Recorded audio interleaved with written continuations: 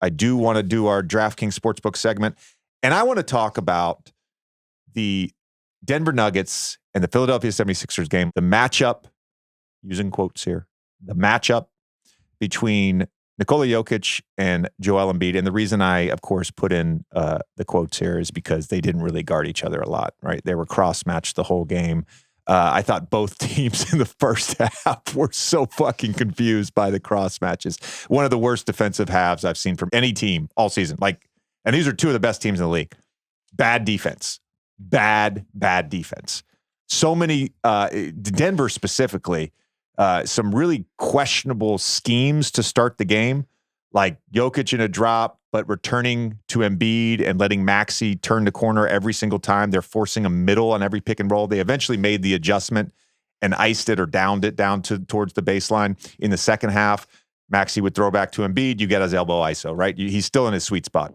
I think what's interesting as I'm watching this game is so Jokic has the cross match with Tobias Harris to start the game, and Embiid just kind of a rover off of Aaron Gordon, and it took 3 possessions, and Jokic figured it out. Right? It's these guys are too good. Yeah. These guys are too good. I would have liked to have seen, and maybe we'll see it next Saturday, the game I'm calling. I would have liked to see them match up more. I think Jokic was 1 for 5 against Joel Embiid last night, or something like that, and Embiid was 5 for 7 against Jokic. I am at the point now with Joel Embiid where I'm just going to say it. Say it.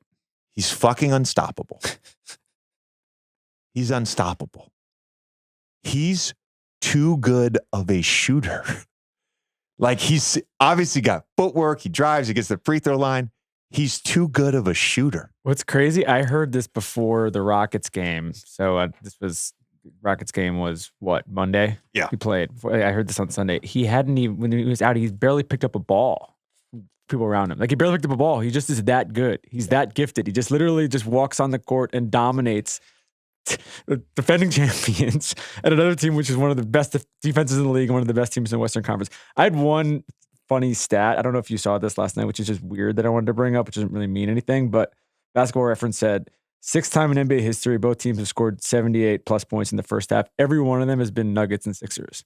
That is the weirdest bizarre thing. Which is just that is the weirdest thing. And I guarantee you some of those games, or I would venture to say at least a few of those games were in the 80s with those Nuggets teams that averaged 140 points a game or whatever it was. That is a bizarre stat. I want to go through these Embiid shooting stats because I'm fascinated by it. 2nd in the league in mid-range ISO possessions, and he's 2nd in the league in points per direct chance in ISO possessions. He leads the league in ISO shots in the mid-range. He's 4th overall in mid-range jumpers attempted, and he's one of 3 guys right now in the league to shoot 50% or better from mid-range. He's 3rd. He's at 52%. Shea's at 57. Chris Middleton actually is at 58, having a nice season. Joel Embiid has taken 106 one-dribble pull-ups. I would venture to say 105 of those have been with his left hand. In the mid-range, 52.8%, leads the league. Has taken 146 two-dribble pull-ups in the mid-range, 52.7%. That's 2nd in the league. You watch the tape now. You watch how these teams are guarding him. There's such an intention to keep their hands back, to keep their hands out of the cookie jar.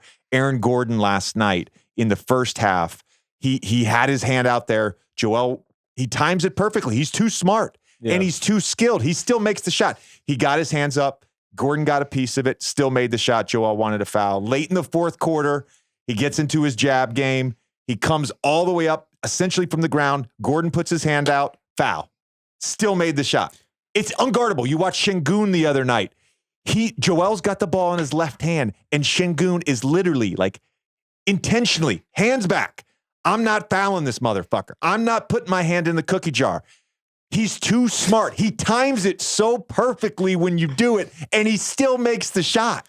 Can you describe, you played with Joel for 2 years. You're very friendly with him. You know intimately how how much better is he now even than then? And then I remember then you even said this guy is, you said if he wants to be, this guy's the best player in the world. You said that the second you started playing with him. So it was even then there was a possibility of this, but this wasn't the case in those 2 years. I remember in my free agency meeting with the Philadelphia 76ers, I show up in Camden, New Jersey at the practice facility, drove down from New York that night.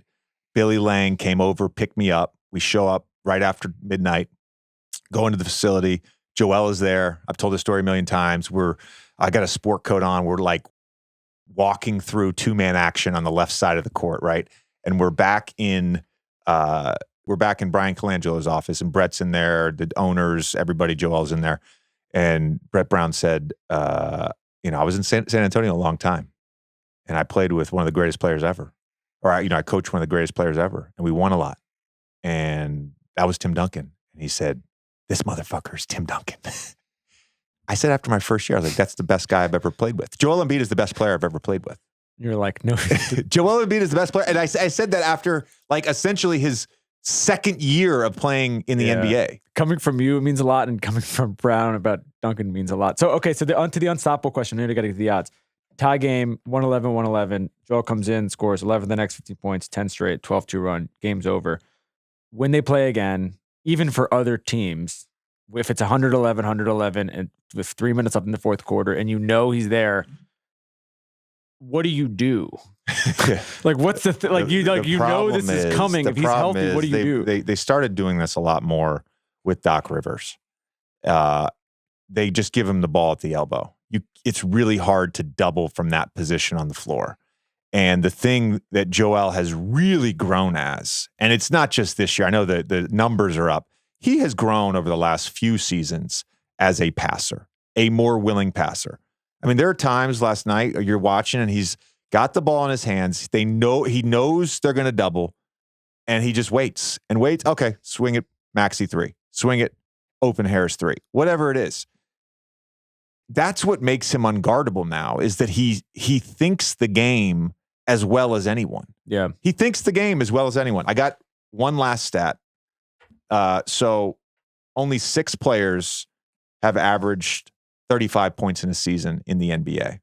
James Harden in 2018, 2019, Kobe in 05, 06. MJ did it twice, 86, 87, 87, 88.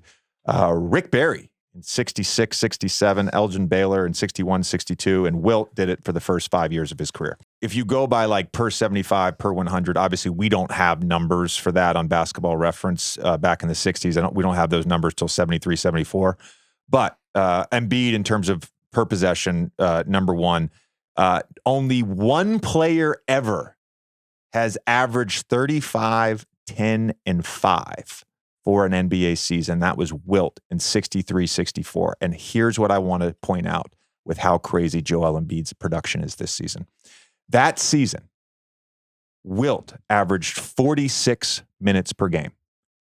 Joel is averaging 34 minutes a game. We don't have possession numbers, but we can use some logic and deduce that there were way more possessions back then.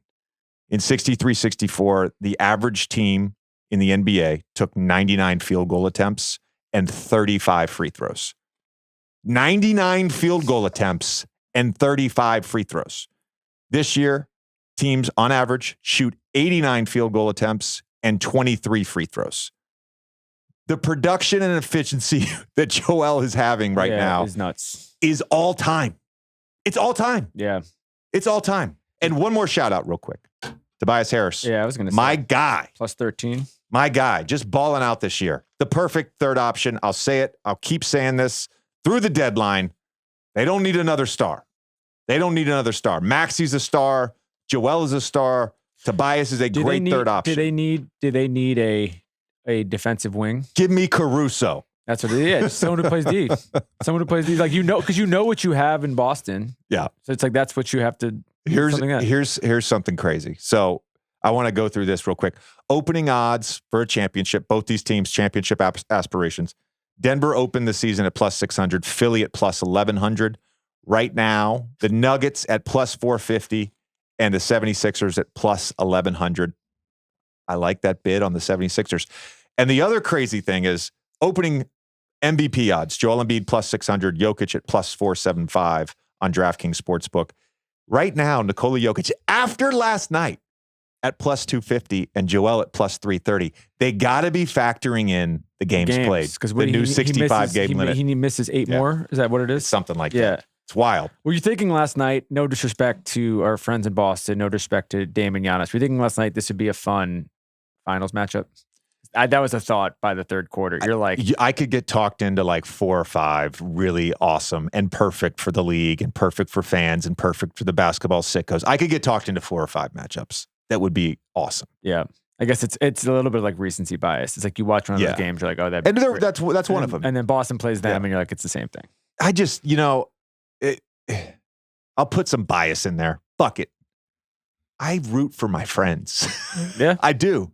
I don't analyze them any differently. I don't. But I root for them. I like when Drew and Chris were playing back in 21. Now I just, finished my last season. I was like torn. I was torn. Tough. I was like, who do I want to win the finals? Someone's going to be happy and someone's going to... The vibe in Philly, we're going to do more stuff with some of those guys later on. Like the vibe in Philly is really good. It is really good. They just, really it's good. Like they've figured it out.